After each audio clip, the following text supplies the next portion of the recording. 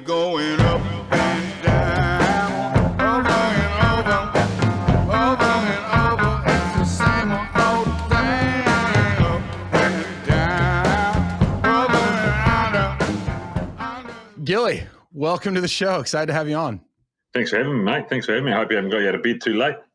Nah, you know what, though? I was just downstairs with the kids. I've got a 6, a 3, and a 1-year-old. So I was doling out some goodnight kisses before we got this started. Wow. So you're in the midst of it. It's all full on at your house, that's for sure. Yeah, it's a grind. It's the best thing. I mean, like I gotta specify that. But yeah, right now there's not a whole lot of free time. So the fact that I'm also doing a podcast on top of my day job might be a little insane, but well worth it. Good on you. Good on you. And you have kids as well, right? Yeah. I've got 2 girls, 20 and 16. Oh, awesome. So you're in the thick of it in a whole different way. Girls. Yeah. Love my girls. Oh, it's awesome. Yeah. My oldest is a girl as well. And she, daddy's girl. It's pretty special for sure. Well, I'm really excited to have you on the show for a number of reasons. One, your work with the All Blacks, I think we could probably take up the full hour talking just about that. However, I've in looking at your background, I have been blown away by some of the stuff that you've done as an individual athlete. And if you're cool with it, I would love to start there. Yeah, no, I'm easy. Whatever you want to talk about, mate, I'm good. All right. Well, okay. So the first one, and you got to tell me if I'm reading this right. It looks like you just biked the length of New Zealand during quarantine. Yeah. Myself and one of the players decided we needed some sort of challenge. So we did.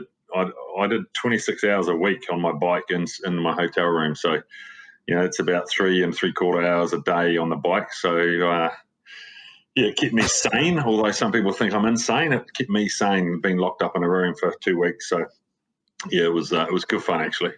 So you were in the hotel while you were doing that. Yeah. Okay, because I thought, the way I interpret is that you were actually outside during quarantine, actually going north to south across New Zealand. Well, no, when you're in quarantine, mate, you're not allowed out of the room. So unless I was locked up in a caravan or something, being towed by a car, no, I was. We were in a hotel rooms on a stationary bike. Basically trying to ride about, what is it in your language, about 80 miles a day is what we were doing. Wow. So, yeah. Incredible. Yeah. Well, and you're a pretty well accomplished endurance athlete in your own right. How long have? Go ahead. Yeah, I wouldn't say accomplished. So I'm a bit of a battler, but I enjoy.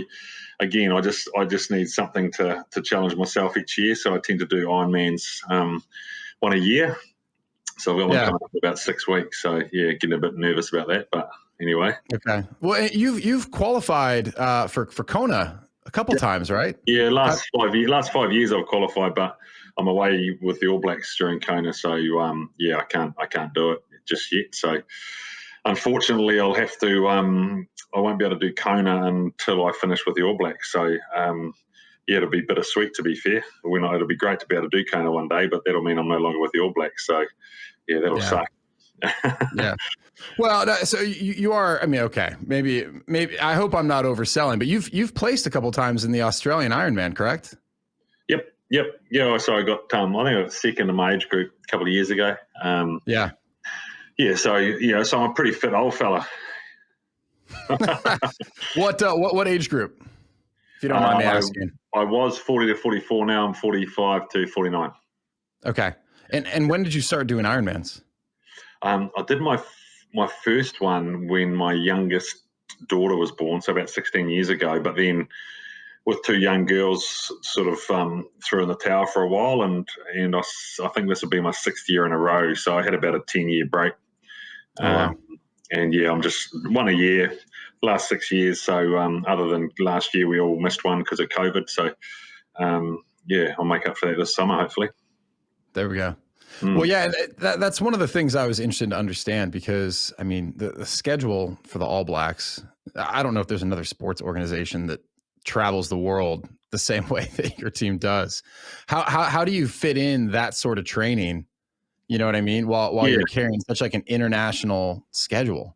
Yeah, I mean, I suppose, we travel around the world a couple of times this season, so it's sort of There's a lot of flying, a lot of time zone shifts. It's hard enough just trying to stay healthy without having to do all the training and the performance that the players have to get through. But that time of year, I'm simply just ticking over and just trying to stay fit and healthy to nail my job with the team. But so then I come home from being away for a long time, and I just have a couple of months with the family, and then I spend 4 months getting ready for Ironman. So it's I sort of chunk the year into work, family, and Ironman. So because Ironman's not that compatible with family, unfortunately, it's pretty demanding. Yeah, needs to take a little bit of a backseat, I suppose, when it's that family time of the year. For sure. Absolutely. Otherwise, the girls let you know about it. That's for sure. Yeah. And how long are you actually traveling with the All Blacks over the course of their international season? Well, every year has been slightly different the last sort of decade, but if all went well this year, and all of a sudden there's some miraculous changes in a number of countries, we'd potentially be away from home for about 4 months. Wow. And that 4 months, you're sort of home for maybe a week here and there within that 4 months. Yeah, so you're on the road for about 16 weeks, or you're doing about 16 different countries, or cities, and then there's the odd week home in between to sort of freshen up and recover a little bit. So, yeah, when you're on, and when you're off, you're not. So it's sort of it's taken a while to get the balance right for myself and for the family and stuff, but we've been doing it for a while now, so we sort of feel like we've got a sort of a good recipe. Yeah, I can imagine. What's it like trying to manage those travel demands for your players? Yeah, well, it's interesting because we all travel with the players, so yeah, you have to be very organised before you get there and predict how everyone's going to feel, because when you're there, you're feeling the same, and so it's harder to make the right decisions. I didn't even think about that. Jet lagged, you can't sleep, you're tired, and so we have to have all our plans pretty clear and laid out well before we get on a plane. And so that sort of, I suppose, experience comes to the forefront there.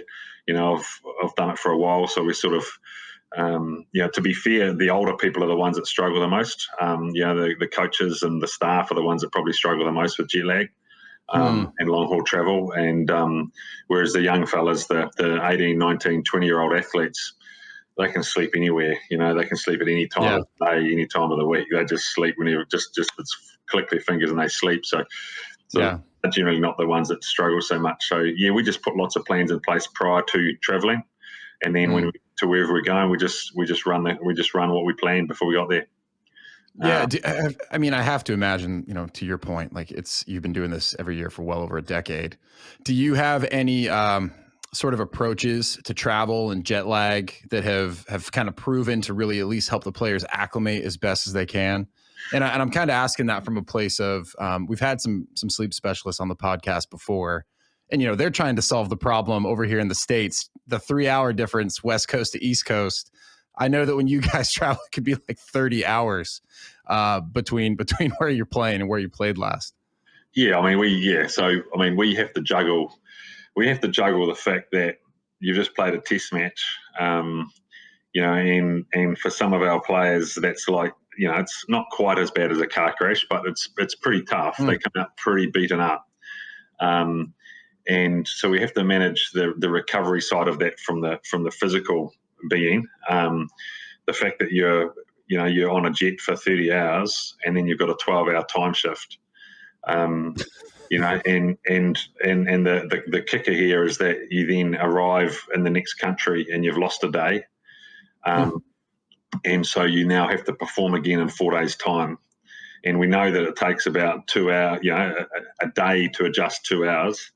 So all of a sudden we know we're playing when we haven't even acclimated to the new time zone. We're playing when we've been asleep in 4 days ago. So the biggest thing that I suppose I've probably learned through some of our medical staff we've had on board is, and it's something that the All Blacks do quite a bit of, is that we don't make it a bigger issue than it needs to be. You know, we all know we're going to be tired. We all know we're not going to sleep very well. Just get on with it, you know, and figure it out. You can imagine that we're a traveling group of about 50. And you can imagine across that 50, some people, no problem, you know, and some people really struggle. And so, you know, we sort of don't talk about it. We sort of we don't try and, you know, make a mountain out of a molehill. We sort of just go, okay, we're jet lagged. We're struggling to sleep. Let's put some things in place to keep people awake. Yeah. So that they can't fall asleep on their bed at 3:00 in the afternoon. You know, and let's try to schedule our trainings to make the most of the exposure to sun. So all those basic things we just try to do really, really well. And most of it is, as I said earlier, is about structure. It's about when you're training, how much you're training, when you're out in the sun, and then how to keep people awake when they're exhausted, because you're trying to reset the time clock, you know. So right. It's not overly complicated, because it can become very complicated, and then, you know, then everyone's their eye off the prize, which is preparation and knowing the game plan. And so that's always front of mind.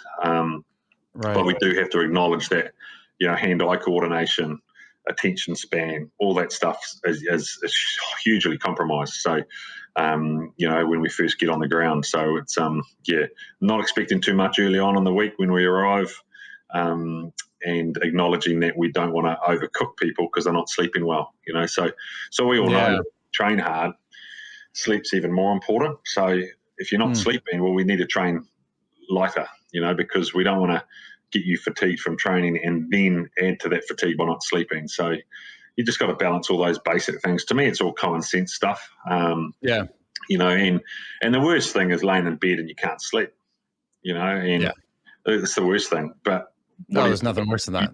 I just get up and I'll do some work, or I'll do something, and then I'll just try not to overthink it. And then when I'm tired, I'll sleep. You know, but I will try to stay up late at night to try and reset so I can sleep through. So we try to encourage people to find their way. And our players are all pretty experienced at it. By the time they get to us, they've travelled to South Africa and Argentina a few times with their clubs and stuff. So it's normally not too bad. And you may have already kind of answered this, saying that the team doesn't like to overthink it, but are you using any,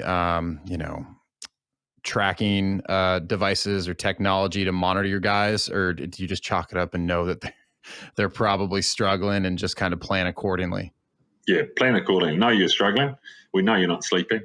But how many hours did you get last night? 4. Okay, so we might just take some load off the bar today when we're lifting, or hey, I'll talk to the coaches and let's shorten training a bit because the whole squad isn't sleeping, or, but no, we don't use any apps at the moment. The guys have got enough technology on their phones. We don't need to add more to their phones. So, we'll simply have a conversation with them at the start of each week just to check in, but, you know, as soon as day 1, day 2's gone, we stop talking about sleep. You just figure it out and get ready to perform. There's no choice in the matter. You have to perform on Saturday. So whether you've slept or haven't slept, we don't care. Perform. Yeah.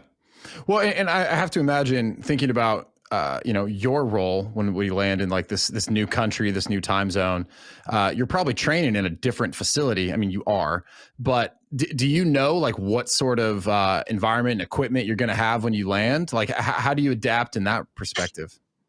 Yeah, well, again, we do. Sometimes we're in 3 different gyms in 1 week, you know. No kidding. Yeah, sometimes we're in a different gym every day, you know. So I suppose, again, the thing that helps you adapt and be able to deal with that is just keeping things really simple. So our program's really simple, and, the players are very flexible. And, that's just how we roll. We have standards that we need to be able to train to the level we want to train at. So we definitely have high standards, but generally I don't often go to a facility without having seen pictures or a video of it beforehand. Yeah, some idea of what you're going to be doing. Audit before we go, make sure it's got what we need. If it hasn't, then we'll buy it or we'll borrow it or we'll look at other facilities. we just got back from a stint in Australia back in October, and it took us a while to find a couple of gyms that were suitable. Because we also don't want to be traveling too much, right? Like there might be a really good gym, but it might be, a 40-minute bus trip there and then back. And so it's like, well, actually, I'd rather just go with a CrossFit box that's across the road, than a funky high-performance gym. So I'd rather not travel and give up some of the luxuries of a better facility than travel. So they're just some of the things that you have to sort of weigh up. But simplicity in the programming is what allows us to adapt to what we have in front of us, really. And when you have the guys on site in New Zealand in the off season, does that still hold true, or there do you have an opportunity? You know what I mean? To, like you said, do some more of that, more maybe innovative approaches or things beyond just kind of like the tried and true exercises that you have the guys do on the road. Yeah, well, I think so first of all, the All Blacks, we actually don't have a home. We don't have a base, right? So I don't have them at all unless we're traveling. Really? Yeah. So I did not know that. Probably the only international sports team that doesn't have a home. We're nomads of the globe. Wherever we play is where we stay, So if we're playing in New York, we'll be there in New York for a week. If we're going to be in Wellington, we're in Wellington for a week. So we don't really have a base at all. We assemble in one of the cities in New Zealand when we first come together, and we're normally together for a week, and then we go and play someone. So they're typically the players are with their clubs at the moment. So they're with their pro teams at the moment, and they all have bases. So at the moment, they'll all be doing more complex programming because they have a base and they have facilities and they have all the gear that they require and they can plan forward. And so for 6 or 7 months, they're in their base with their pro team. And then when they make the All Blacks, we're on the road for 4 or 5 months. So when you get these guys and they're in the midst of their international season, ultimately, what is your goal as a strength and conditioning coach? Good question. I suppose my ultimate goal is that they're physically ready to dominate on Saturday on the game. And like any sporting competition, players come into the All Blacks at very various levels of physical competency. Some are extremely fit when they arrive, and some aren't, and some are very strong, and some aren't, and some are too fat, and some are too skinny. So really, it's a matter of when they're here, we're trying to get them in the best shape possible, but still be able to perform to the highest level come the weekend. So it's a bit of a juggling act, but we are, they're fortunate that when we are on the road, whilst we might not have the best training facility consistently, we do have amazing food. We have amazing sleep because we're not at home with the kids. We're in the pool every day because the hotels have pools. We're getting massaged 2 times a week. We've got all these amazing things around the environment that allow us to train really hard, recover really well, and so what we see is physically players get better through our season. So which is sort of probably goes against the norm, where in competition season typically athletes lose condition, but we train really hard and we recover really well, and we've got all the luxuries of living in a hotel. And so I think players will get 2 or 3 hours more sleep in the environment per night than when they're at home if they've got young kids. So I laugh because I've just the good nights of sleep are far and few between. That's right. So you can imagine if you're an athlete and that's what it's like every day at home. Yeah. She's tough. So you make the All Blacks and all of a sudden you're getting 3 or 4 more hours sleep. Happy days. The body loves it. So we see. So that's my goal pretty much, and I work pretty closely with the coaches and the athletes to try and figure out how we balance the workload with the performance and the recovery. So we've got a good team of staff, and because we are living together, that helps as well. Our staff all know exactly where each player's at and what they need, and you want to have a conversation. You don't have to talk on the phone about it. You just you just have a chat at lunch or at breakfast or at dinner because you're just living together. So, Right. definitely some benefits of being on the road. Yeah. Well, and one of the things you mentioned was getting in the pool. Are you having your guys do pool work as a form of training, as a form of recovery? Yeah, mainly recovery, but we do the Okay. odd hypoxic session, breath hold and stuff. Hmm. But mainly recovery, because we've got big boys. I was fitness testing some of them this morning, and we've got some whopping hunks of meat. Like 100, probably the average weight of the guys today would have been, I'll try to put it into pounds, 280, 320 pounds. Yeah. And Those are some hosses, some big big boys. and they're running. Not like NFL. These guys Right. actually run 6, 7, 8 kilometers, so 5 or 6 miles in a game or in a training. So you got 300-pound guys running, 4 or 5 mile, and that's in training. So we need to unload the body and recover to do it again the next day. So we need to unload the body, get a bit of gravity going, to taken away, and water we believe is hugely important. So active movement in the water and cold water or ice immersion, mixed in with some hot exposure, spas or saunas. So we sort of do that every day. Oh, wow. Well, and that's what I was going to ask you, like say you land in a new city and you've got 7 days. I mean, how many days within that week are your guys under the bar, and how many days do you have? Oh, go ahead. If we, a typical week, if we have only had a few hours travel, we'd have a couple hours lifting on Monday, hour and a half lifting Tuesday, hour lifting Thursday. So what's that? I don't know, 4.5 hours in the gym, 5 hours in the gym. Yeah. And when you're working these guys out, understanding it's in season and these crazy travel demands, do you split it up or do you do whole body? Does it vary? Yeah, varies quite a bit. Okay. It depends on the position, what the player needs, where they're at in their season and their physical development, where their strengths and weaknesses lie, injuries, all those sorts of things. But typically we're looking at a heavy lower body hit once, explosive dynamic lift once, and then another session that's sort of probably about needs, whether that's hypertrophy, or metabolic conditioning, or more strength, upper versus lower versus injury prevention. So, the themes are pretty much the same, but the content of the sessions vary across the positions and across the individuals. Yeah.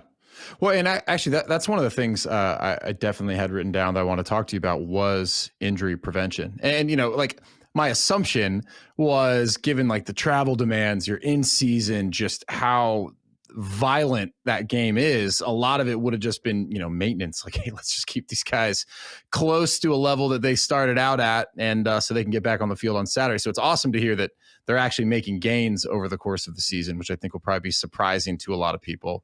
But how are you approaching injury prevention in the weight room? Yeah, I think my philosophy around injury prevention, and I suppose maintenance, as you call it, has changed over the years. And if I was wrong by calling it maintenance, please feel free to. No, you're absolutely on the money, because that's what we see around the globe and across sports is people, athletes or staff thinking that in season is a time to maintain. And if that's your goal, then what actually happens is you decondition, you don't maintain. And as an older athlete myself, I know that as soon as I pull back a little bit, that's actually when I lose condition and get hurt. So I suppose how we approach it, for right or for wrong, is we train hard and our volume changes, but our intensity stays up. I think injuries come about through deconditioning and lack of clear programming. A lot of a lot of athletes will develop an asymmetry just through playing, just from carrying something that's a little bit niggly, and then they get hurt, and rather than wrapping people in cotton wool, where all of a sudden all you're doing is getting injury upon injury upon injury, I think we need to be far more accurate with our prescription.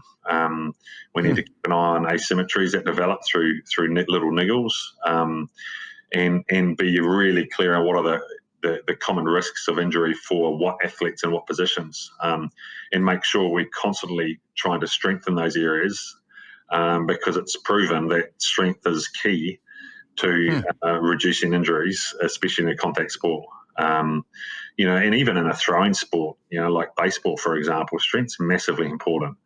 You're going to put your body or your joints through certain, frequency of efforts or through certain loads of movement. And if you lose strength or you're not strong enough, you gradually wear down and you'll get hurt. And so, we get physically better through a season.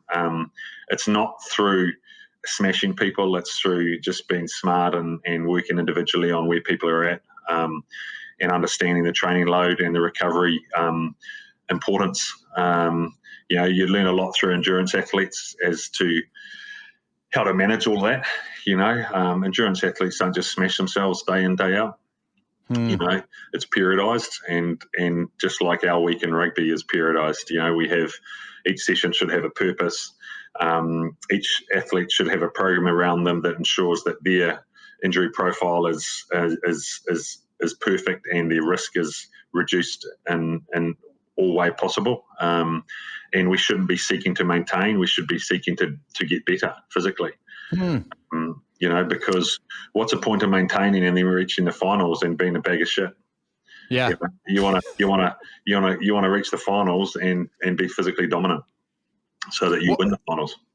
So you mentioned, you might cut back volume. I mean, I guess, is it intensity then that's like the critical component to keep these guys not only like truly maintaining, but actually getting stronger over the course of the season? Or is there something else that you're paying attention to when you are mapping out your plan for the guys that is like critical to keep the progression?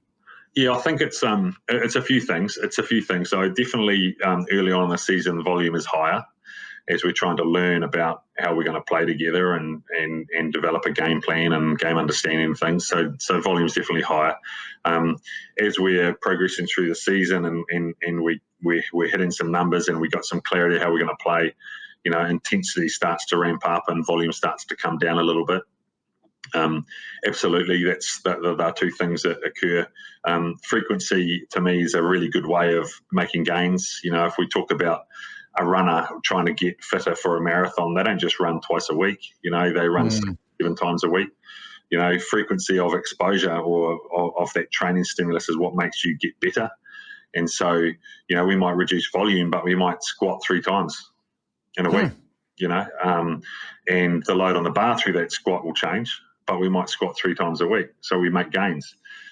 We squat once a week, or we just maintain or go backwards. So it's about being a little bit smarter around some of that stuff. And then also the other thing that I think is really, really important is I'm at every session, whether that be gym or field, and I think watching the athletes moving and even how they are in meetings, you can get a bit of a feel for where individuals are at, from body language and maybe how they're moving on the park in certain positions or in certain moves.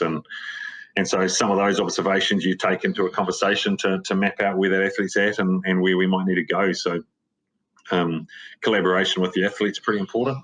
Some of them think they know it all, but some of them just want some help and want to be part of the solution. And it's just about understanding each of those individuals and trying to figure out the best way forward. And some will just do what you tell them to do.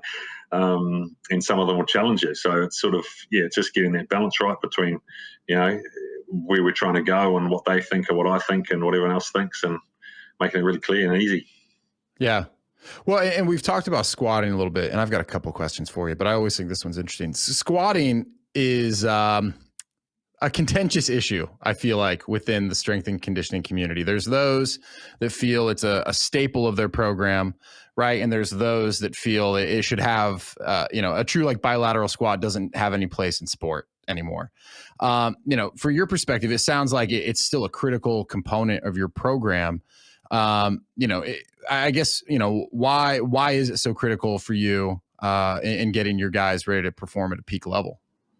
Yeah, it's a good question, because you are right. There is a little bit of debate, I suppose, different philosophies around, Mm. and I suppose when I started in rugby, no one did leg weights. So it was only about Oh, 20 years really? ago. Yeah. Well, at least the backs, the speedsters didn't do leg weights because they got sore legs, right? Yeah. So I've been around since then, and so there's been a bit of a shift where we then were like, well, actually, we need to get you stronger through your lower body to keep you on the park, to avoid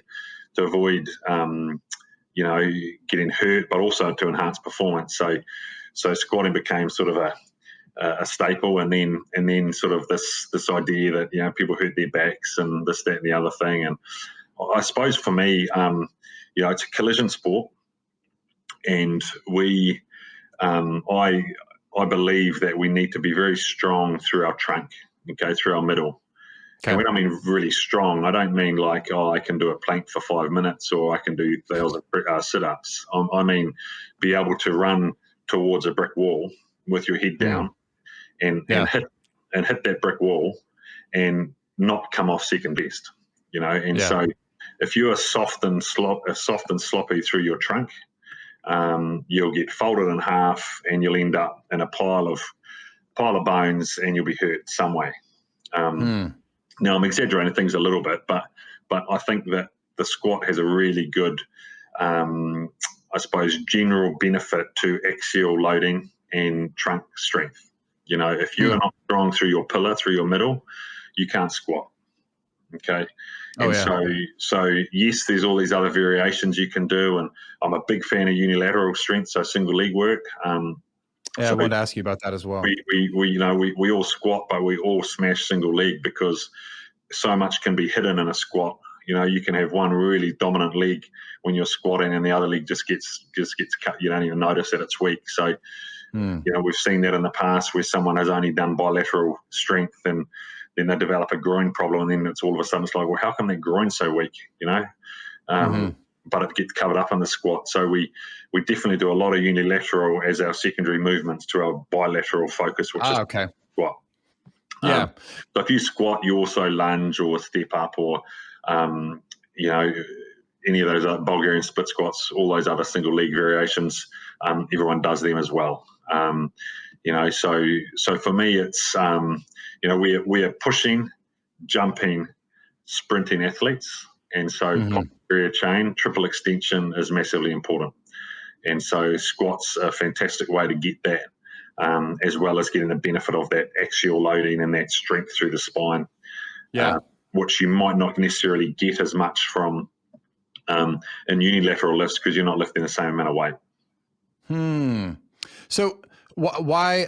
I guess one of the things I wanted to ask you about, and you mentioned this before, is this issue of asymmetry, right? Either because of injury or, I guess just someone's natural biomechanics. How do you go about addressing asymmetry in the weight room? Or do you, do you do it? Is it that much of a conscious effort to address that for your players? No, I think for me, it's probably more, so long as we're doing unilateral exercises, then the asymmetry becomes really clear to us, but more importantly to the player. So if the athlete's got, incline dumbbell press prescribed and trying to do 45 kilo dumbbells, and one side feels really good and the other side doesn't, well, hey, there's an asymmetry. Okay, so is there pain or is it just weak? And let's make sure that we're trying to get at the same strength as the good side. If there's pain, what do we need what's the diagnosis, or what do we need to do to remove that pain while still getting you stronger? So I think the asymmetry, it's not a conscious focus, it's more making sure that they are exposed by doing single limb work. I think that's the key. And is that like a means of injury prevention? Totally. Totally. Like I Yeah. believe that most of the gym work we do is about staying whole. Yeah, getting strong should be about there's an element of being able to express yourself physically by being strong and powerful. But in a contact sport, or even in a sport that requires lots of repetition, whether that's scrummaging or jumping and landing, you need to be strong to tolerate that load, express and produce maximal force quickly, but also hold up under collision. Like you've got, if you're a 300-pound athlete and you're running as fast as you can at 300-pound athletes, if you're weak, you just get broken in half. Right. So it's injury prevention absolutely all day long. And when I was younger, I thought it was all about performance, but they both go hand in hand. Like injury prevention enables you to improve performance, because if you're injured, you can't practice the game. Yeah. So by being healthy, you get to be on the practice field every single day, practicing your skill, learning the game plan. As soon as you're injured, you're actually becoming a worse athlete because you can't practice. Okay, so everything in the gym should be about improving or decreasing injury risk, and therefore improving performance. Got it.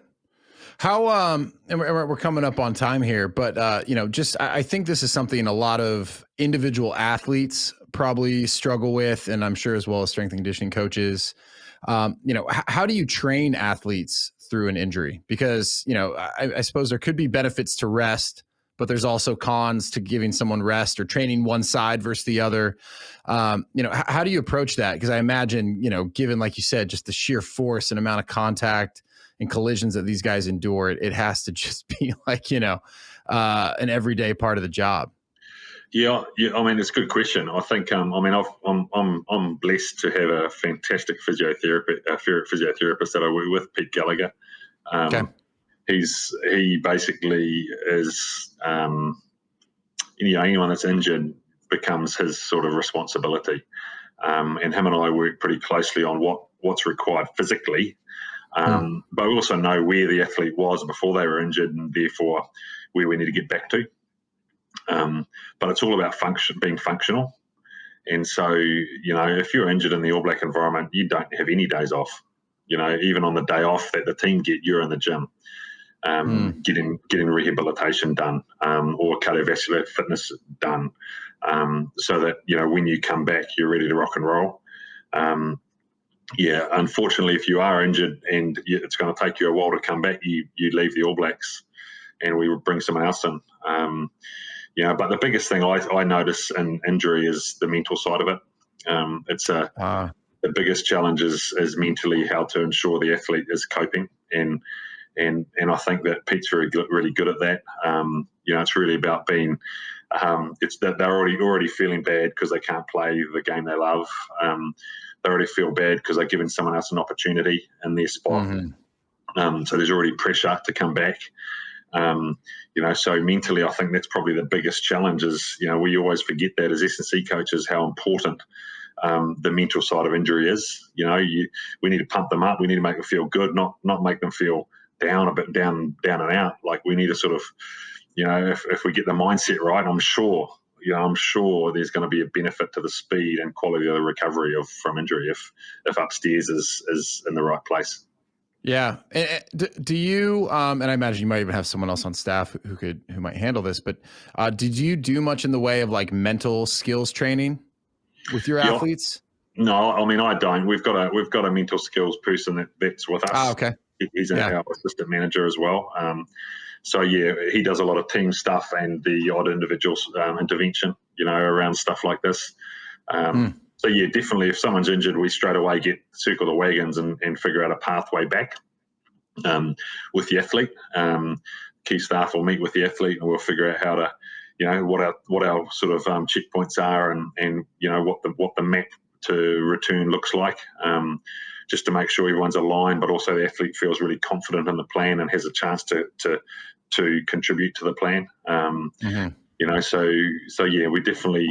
We definitely put a bit of time and effort into that space. Yeah. With a few minutes left, I would be really upset with myself if I didn't ask you about avocados.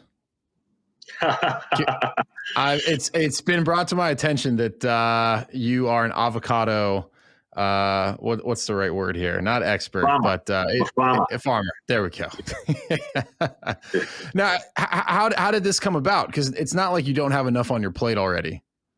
Yeah, good question. What happened is my youngest daughter loves animals, and we were living in a place at Tauranga, which is a place in New Zealand, and we were in just a normal size section, and she just fell in love with animals. So we just one day randomly said, "Oh, maybe we should go look at some land to see see what's out there." And by the end of the weekend, we put an offer on a house, and basically bought some land, and it so happened that it was an avocado orchard. So yeah, we've got about 220 15-year-old trees. So you guys are acres. You're in acres over there, aren't you? Acres. Yeah, so acres, we got about 10 acres of avocado trees. How obnoxious is it that every time you talk to an American, you have to convert everything to our standards so that we can understand it? Yeah. Well, if I said it in our units of measurement, you wouldn't understand me. So I appreciate your patience to do it. Yeah, so 10 acres of avos, and they're about 15-year-old trees. So most trees have maybe, I don't know, 300 or 400 avos, up to 1,000 avos per tree. Yeah, so a big tree. Yeah, 10 meters by 10 meters of trees are. Yeah, that's massive. Unbelievable. So I love it. It's not really, my wife's more the farmer than me. I just sort of eat them. Oh, well, hey, that's not a bad gig either. Yeah, exactly. Well, hey, let me ask you this, and this one selfishly is for a friend. Given your background in endurance as well, this can be the last question. If you, for someone who wants to run their first endurance event, half marathon, any initial advice, low hanging fruit, no pun intended, some piece of advice for them as they're starting that journey? Well, good question. See it all the time. People decide they want to do something, and then they hurry. They're in a hurry to do it. And I think the best piece of advice would be walk before you can run. And I mean that literally. Start off really slow and progress really slow. Walk, jog at an intensity where you can still talk, and get the body ready to do the work before you worry about the lungs. Get the joints ready to do the work, get the calves and Achilles familiar with the work, do all that really slowly before you worry about the lungs. So being able to talk when you start is key, I think. And especially as we get older, we need to take our time slowly building up as we're older and older and older, because that's when we get to it. So, and does that go hand in hand with the frequency piece of it too? Totally. Little and often is probably way safer than lots twice a week. And so I think that's probably the key piece of advice: is walk before you can run, and strengthen the body for whatever it's doing by just gradually progressing. You should be able to achieve anything. Perfect. Well, I think that's a great place to wrap it up. Hey, for folks who want to follow what you're doing, obviously the All Blacks are pretty easy to follow, but if they want to follow you specifically, where can we direct them? Probably just Instagram, I've got a website, nicgill.com, and Instagram, Nic Gill Health and Performance. So, if anyone's got any questions, they can reach me on those two platforms. Perfect. And I'm looking forward to diving into your book as well. Oh, good. Yeah, no, I've had some good feedback about the book. It was good fun to do, and I've helped quite a few people through it, and still get people emailing me about the book. And actually had one of the district health boards contact me the other day. They want me to help people get fit for surgery. So, amazing. Yeah, so that's come out of the book. Is a nurse read the book, and she's now gone to her superiors, and now they want me to help get patients ready for surgery. So yeah, wow. The book's reaching lots of people, which is great. Yeah, that's amazing. I mean, what an incredible impact that pursuit alone would have. So very cool. Well, awesome, Coach Gill. I really appreciate it. We'll have to have you back on in the future at some point. Sounds good. Best of luck. Best of luck with the season. Thank you.